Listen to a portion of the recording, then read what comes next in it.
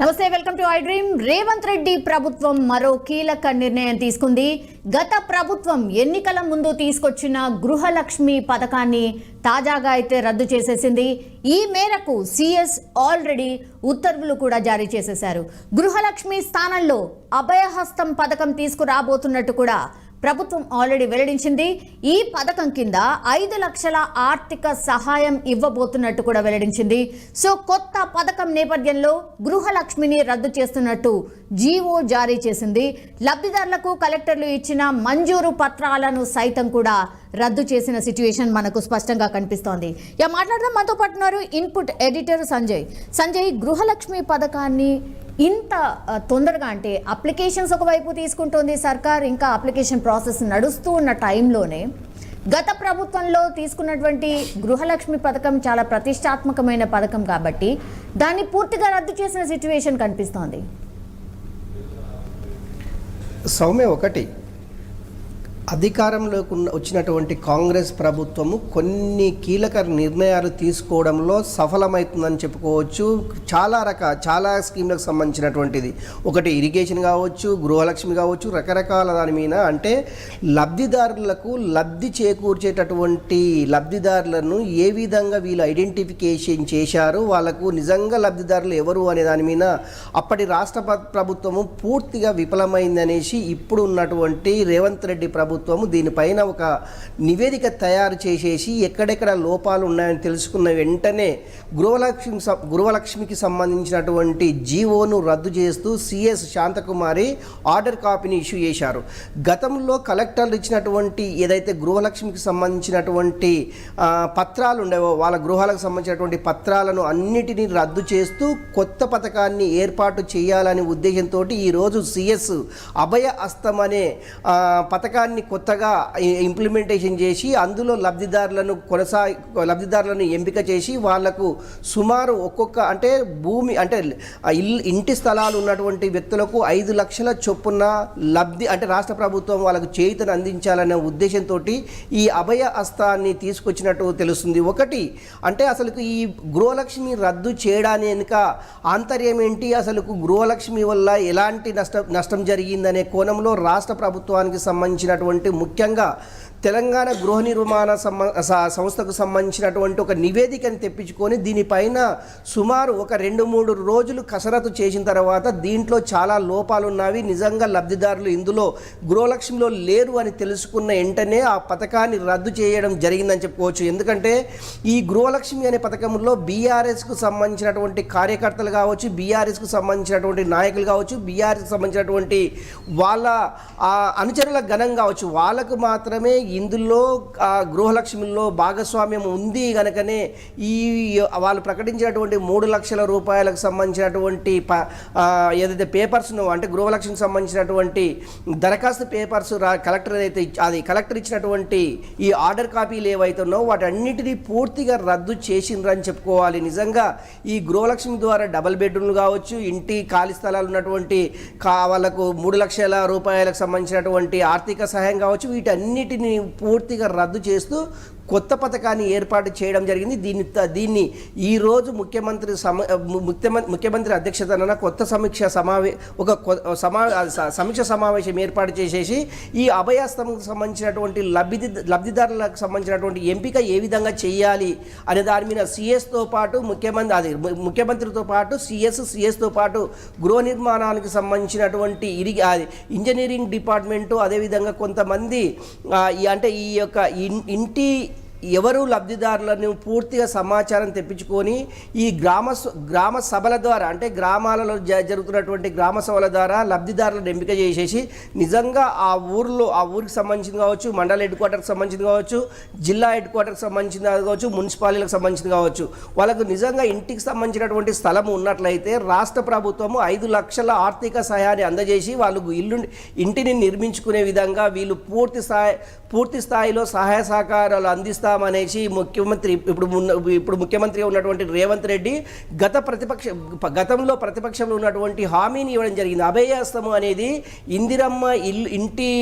గతంలో ఇందిరమ్మ ఇల్లును ఏ విధంగా నిర్మించారో ఈ అభయహస్తం ద్వారా కూడా ప్రతి ఊరికి అంటే ఇల్లు లేని నిరుపేదల వాళ్లకు ఇందిరమ్మ ఇల్లు అందజేయాలనే కాన్సెప్ట్ తోటే ఈ అభయహస్తాన్ని తీసుకొచ్చామనేసి ముఖ్యమంత్రి రేవంత్ రెడ్డి చెప్పడం జరిగింది. నిజంగా కూడా ఇలాంటి అభయహస్తము ఈ నిరుపేదలని ఏ విధంగా గుర్తించాలనేది మీద ఒక కసరత్ అయితే కొనసాగుతుంది.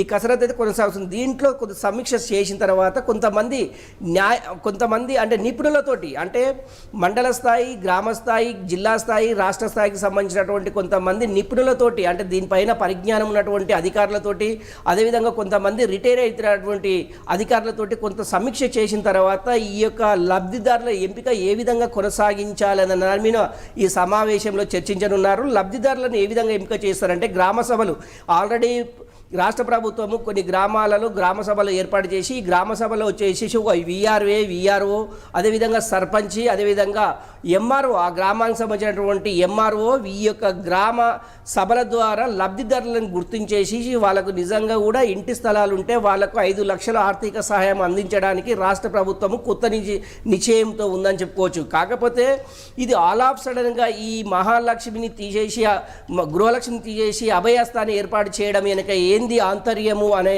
ఇంతకుముందుకు మనం చెప్పుకున్నట్టే నిజంగా కూడా లబ్ధిదారులను ఎంపిక చేసి వాళ్ళకి ఆర్థిక సహాయం చేయడమే రాష్ట్ర ప్రభుత్వం ముఖ్య ఉద్దేశం అనేసి చెప్పడం జరిగింది. ఏదేమైనా కూడా సంజయ్ డబుల్ బెడ్రూమ్ ఇళ్ళు కట్టిస్తామని లాస్ట్ సర్కార్లో బీఆర్ఎస్ హామీ ఇచ్చింది మనందరికీ తెలుసు. కానీ చాలా మంది ఇంకా కూడా డబుల్ బెడ్రూమ్ హౌసెస్ కోసం వెయిట్ చేస్తున్న పరిస్థితి. డబుల్ బెడ్రూమ్ హౌసెస్ ఇంకా అట్లాగే ఉన్నాయి, లబ్ధిదారులకి ఇంకా చేరనే లేదు. దెన్ ఇప్పుడేమో ఇందిరమ్మ ఇళ్ల పథకం కింద మేము డెఫినెట్లీ 5 లక్షల సహాయం చేయబోతున్నామని ప్రామిస్ చేసింది. కాబట్టి హడావిడిగా ఏదో గృహలక్ష్మి పథకాన్ని రద్దు చేశారా?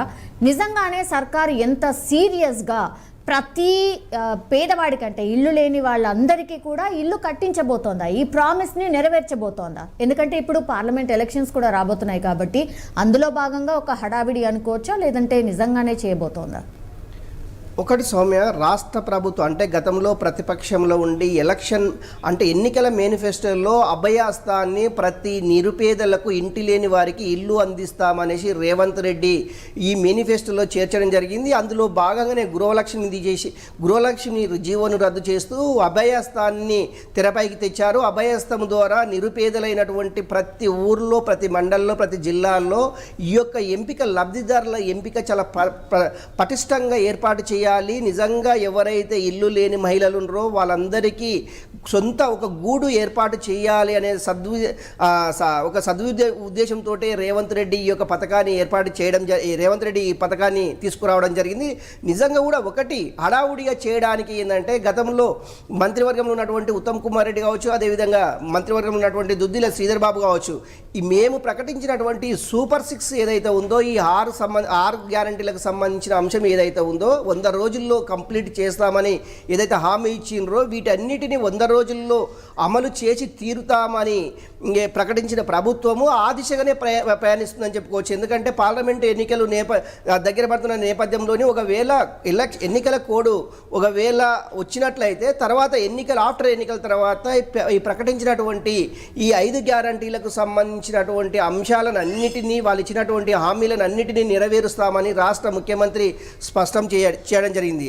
అందులో భాగంగానే ఈ యొక్క అభయ హస్తం గృహాలకు సంబంధించినటువంటి ప్రతి విలేజ్లో ఉన్నటువంటి ఇల్లు లేని నిరుపేదలందరికీ ఇల్లు కట్టిస్తామనేసి భరోసా ఇచ్చిండ్రు. అందులో భాగంగానే ఈ యొక్క ప్రక్రియ కొనసాగుతుందని చెప్పుకోవచ్చు. ఒకటి, గత ప్రభుత్వము నిజంగా ఏర్పాటు చేసినటువంటి డబుల్ బెడ్రూమ్లకు సంబంధించిన ఇష్యూ అయితే చాలా గందరగోళ పరిస్థితి అయితే నెలకొందని చెప్పుకోవచ్చు. ఎందుకంటే కొన్ని ప్రాంతాలలో అయితే 10 ఒక 5, 6, 7 అంతస్తుల వరకు డబుల్ బెడ్రూమ్లు నిర్మించారు. కాకపోతే డబుల్ బెడ్రూమ్లో ఉండేటటువంటి నిరుపేదలు నిజంగా 5, 6 ఫ్లోర్ వరకు ఎలా వెళ్తారనే దాని మీద కూడా కొంత సమగ్రమైన సర్వే లేకుండా ఇలాంటి అపార్ట్మెంట్లు ఏర్పాటు చేశారు. కొన్ని వాటిలో అయితే లిఫ్ట్ ఉన్నా కూడా, ఎందుకంటే ఇది కమ్యూనిటీకి సంబంధించినటువంటి ప్రాబ్లం ఉంటుంది. ఎందుకంటే అదంతా అంటే ఫ్రీ ఆఫ్ కాస్ట్లో వచ్చింది కనుక వీళ్ళు విచ్చలవిడిగా లిఫ్ట్లను యూజ్ చేస్తారు. దీనిపైన ఒక నివేదిక కూడా అప్పుడు ముఖ్యమంత్రి ఉన్నటువంటి చంద్రశేఖర్ కేసీఆర్ దీనిపైన ఒక నివేదిక కూడా తెప్పించుకున్నారు. కాకపోతే ఆ నివేదికల ఆధారంగా ఏంది అంటే ఎక్కడెక్కడైతే నిర్మించి ఆల్రెడీ గృహప్రవేశాలకు సిద్ధంగా ఉన్నావు వాటిని ఏ విధంగా మార్చగలుగుతాము అనేసి కొంత సందిగ్ధత అయితే కొనసాగిందని చెప్పుకోవచ్చు. అందులో భాగంగానే అప్పటి రాష్ట్ర ప్రభుత్వం ఏర్పాటు చేసినటువంటి డబుల్ బెడ్రూమ్లకు సంబంధించినటువంటి ఇప్పటికే ఈ యొక్క హౌసింగ్ కార్పొరేషన్కి సంబంధించిన అధికారులతో ముఖ్యమంత్రి ఇప్పటికే ఆ నివేదిక తెప్పించుకున్నారు. ఏ జిల్లాలో ఎన్ని డబుల్ బెడ్రూమ్లు గృహప్రవేశాలకు సిద్ధంగా ఉన్నాయి అనే దాని మీద ఒక నివేదిక తెప్పించుకున్నారు. వాటిని ఆధారంగా అంటే ఎవరెవరు ఏ లబ్ధిదారులకు ఈ యొక్క డబుల్ బెడ్రూమ్లు వాళ్ళకి అందజేయాలనే నివేదిక ఆధారంగా గతంలో ఎంతమంది అప్లై చేసుకున్నారు ఈ డబుల్ బెడ్రూమ్ల కోసం, కొంతమంది డీడీలు తీశారు. అంటే ప్రతి డబుల్ బెడ్రూమ్ కొంత డీడీ అమౌంట్ రాష్ట్ర ప్రభుత్వానికి చెల్లించడం జరిగింది. అట్లా తీసిన వాళ్ళలో ఎంతమంది ఉన్నారు, వీరి యొక్క లబ్ధిదారుల యొక్క ఇచ్చినటువంటి ఇన్ఫర్మేషన్ అంటే వాళ్ళు ఇచ్చిన డబ్బులు చెల్లించే వారి అది లిస్ట్ అవుట్ చేసేసి వాటిని ఆధారంగా వాళ్ళకు డబుల్ బెడ్రూమ్ కేటాయించే అవకాశం ఉంది. ఒకటి డబుల్ బెడ్రూమ్ అనేది ఎన్నికల కోడ్కు సంబంధం లేని అంశంగా చెప్పుకోవచ్చు. ఎందుకంటే రేపు పార్లమెంట్ ఎన్నికలు వచ్చినా కూడా ఆల్రెడీ లబ్ధిదారులకు పట్టాలు ఇవ్వడం జరిగింది, వాళ్ళు పేమెంట్ చేయడం జరిగింది. ఓన్లీ గృహప్రవేశాల కంటే రాష్ట్ర ప్రభుత్వం వాళ్ళకు పొజిషన్ ఇచ్చేది మాత్రమే ఆగింది. కనుక ఇది డబుల్ బెడ్రూమ్లకు ఎలక్షన్ల కోడ్కి ఎలాంటి సంబంధం ఉండకపోవచ్చు అనేసి మనం అనుకుంటున్న పరిస్థితి. కాకపోతే ఏంటంటే ఈ యొక్క అభయహస్తానికి సంబంధించినటువంటి కొత్తది తీసుకురావాలి, వాళ్ళకు లబ్ధిదారులకు ఆర్థిక సాయం అందించాలి అంటే ఈ ఎన్నికల కోడ్ అయితే అడ్డుపడే అవకాశం అయితే చాలా స్పష్టంగా అనిపిస్తుంది. నిజంగా కూడా వచ్చేటటువంటి పార్లమెంట్ ఎన్నికల కోసమే ఈ హడావుడి కొనసాగుతుందా, లేకపోతే వీళ్ళు నిజంగా అనుకున్నట్టు 100 రోజుల్లోనే ఈ 5 పథకాలకు సంబంధించినటువంటి స్పీడప్ జరుగుతుందా అనేసి కొంత క్వశ్చన్ మార్క్గా ఉందని చెప్పుకోవచ్చు. సౌమ్య, సంజయ్, ఇప్పుడు ప్రస్తుతం అయితే ఈ పథకాన్ని మరి ఏ రూపంలో తీసుకురాబోతున్నారు? 1, ఎన్ని దశల్లో చేపట్టబోతున్నారు? 2, ఎన్నిటిని మంజూరు చేయాలి? అండ్ లబ్ధిదారుల ఎంపిక ఎలా? ఇలా ఈ క్వశ్చన్స్ అయితే మేజర్ క్వశ్చన్స్ సంజయ్. సో ఎట్లా చేపట్టే అవకాశం ఉంది? ఎంత పారదర్శకంగా ఉండబోతోంది? లబ్ధిదారుల గుర్తింపు ఎట్లా? ఎందుకంటే ఆల్రెడీ 4 రోజుల్లోనే 61,16,167 దరఖాస్తులు అందాయి. అందులో మేజర్గా చాలామంది అప్లికేషన్స్లో ఫిల్ చేస్తుంది ఏంటి అని అంటే, 1 మహాలక్ష్మి కింద లబ్ధి పొందాలి అనుకునే వాళ్ళు అదే 2500 rupees and then 500 rupees cylinder 1.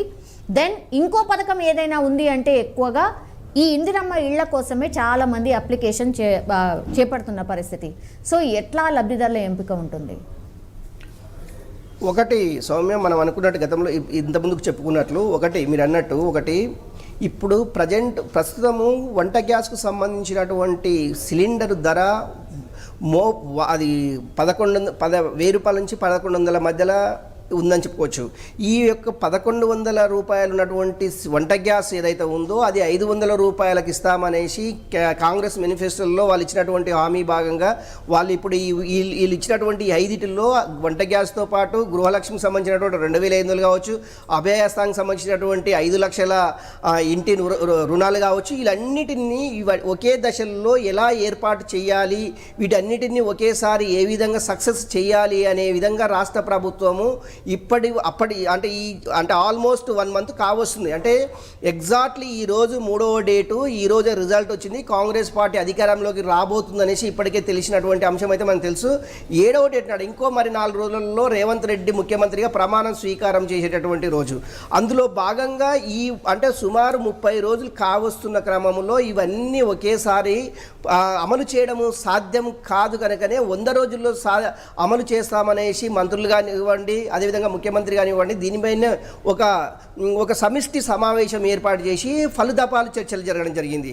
అందులో భాగంగా 1 మనం వీళ్ళు ఈ లబ్ధిదారులను ఏ విధంగా ఎంపిక చేస్తారనేది ఒక పెద్ద క్వశ్చన్ మార్క్గా మారింది. 1 లబ్ధిదారులను ఏ విధంగా ఎంపిక చేస్తారంటే గ్రామ సభలు ఏర్పాటు చేసి గ్రామ సభల్లో ఉన్నటువంటి 1 విఆర్ఓ, అది విలేజ్ సెక్రటరీ, అదేవిధంగా ఆర్ఐ, ఎంఆర్ఓ వీళ్ళందరూ ఆ మండలానికి సంబంధించినటువంటి పూర్తి సమాచారాన్ని సేకరించి నిజంగా గ్రామాల్లో పర్యటించేసి ఆ గ్రామాలకు సంబంధించినటువంటి అంటే నిజంగా లబ్ధిదారులు అంటే వైట్ రేషన్ కార్డు ఉండి కూడా కొంతమందికి సొంతిల్లు ఉన్న వాళ్ళు చాలామంది ఉన్నారు. వైట్ రేషన్ కార్డు ఉండి సొంతిల్లు లేని వాళ్ళు గ్రామాల్లో ఇప్పటి వరకు చాలామంది ఉన్నారు. అలాంటి వారి యొక్క లిస్టును అలాంటి లబ్ధిదారులని నిజమైన లబ్ధిదారులని మొత్తం సేకరించేసి ఒక గ్రామం నుంచి సుమారుగా 100 నుంచి 200 మంది ఇప్పటికి కూడా సొంత ఇల్లు లేని వాళ్ళు ఉండారు అనేసి గత ప్రభుత్వం బీఆర్ఎస్కు సంబంధించినటువంటి సేకరించినటువంటి సమగ్ర కుటుంబ సర్వే ద్వారా వాళ్ళు సేకరించినటువంటి వాటిని ఆధారంగా చేసుకొని డబల్ బెడ్రూమ్ల యొక్క ప్రక్రియని వాళ్ళు తెరపైకి తేవడం జరిగింది. అందులో భాగంగా నిజంగా అప్పుడు చేసినటువంటి కేసీఆర్ అప్పుడు చేసిన కుటుంబ సమగ్ర సర్వేస్ ఆధారంగా కూడా కొంత వీళ్ళ డేటా ఉంది. ఆ డేటా ఆధారంగా అంటే ఈ 5-6 సంవత్సరాల కాలంలో ఇంకా కూడా చాలామంది ఇల్లు లేని వాళ్ళు ఉన్నారు. అందులో భాగంగా ఎవరెవరికి అది సొంత ఇల్లు లేవు, ఇంటి స్థలాలు ఉంటే మనం ఏ విధంగా ఆర్థిక సహాయం అందజేయాలి అనే ఉద్దేశంతో ఈ యొక్క గృహలక్ష్మి అది అభయహస్తాన్ని తెరపైకి తేవడం జరిగింది. అందులో భాగంగా ఓన్లీ అక్కడ ఉన్నటువంటి ఎంఆర్ఓ, విఆర్ఏ, అదేవిధంగా విలేజ్ సెక్రటరీలు ఇచ్చేటటువంటి సమాచారము ఆధారంగానే ఇది కలెక్టర్కు ఆర్డీఓకు పంపిస్తారు. ఆర్డీఓ కలెక్టరు మంత్రివర్గానికి అది సిఎస్కు సమర్పించే అవకాశం ఉంది. వీటన్నిటిపైన ఒకవేళ ఎన్నికలు పార్లమెంట్ ఎన్నికలు ఎప్పుడు వస్తాయో అని ఇంకైతే నోటిఫికేషన్ రాలేదు. ఒకవేళ వస్తే ఈ అభయస్థానికి సంబంధించినటువంటి ఇందిరమ్మ ఇళ్లను వాళ్ళకి అందజేయాలి, వాళ్ళకి ఇంటి స్థలాలు ఉంటే 5 లక్షలు అందజేయాలనే ఉద్దేశంతో రాష్ట్ర ప్రభుత్వం అయితే చిత్తశుద్ధితో ఉందని చెప్పుకోవడానికి నిన్న సమీక్ష సమావేశంలో ఈ యొక్క ఏర్పాట్లు చేయడం జరిగింది. ఒకటి సౌమ్య. రెండవది ఏంటంటే ఈ లబ్ధిదారులు గతంలో డబల్ బెడ్రూమ్లు కావచ్చు, లేకుంటే వాళ్ళకు గృహాలకు సంబంధించినటువంటి 3 లక్షల రూపాయలు అప్పటి ప్రభుత్వం ఇచ్చినటువంటి వాళ్ళ లబ్ధిదారులు ఒకవేళ ఉంటే వీళ్ళ తల పక్క సమాచారం ఉంటుంది. ఆ సమాచారాన్ని వాళ్ళు ఆల్రెడీ లబ్ధి పొందిండ్రు అనుకొని ఒకవేళ వాళ్ళు లబ్ధి పొందినట్లయితే అలాంటి వారిని ఈ యొక్క లబ్ధిదారుల లిస్టులో తొలగించబడుతుంది.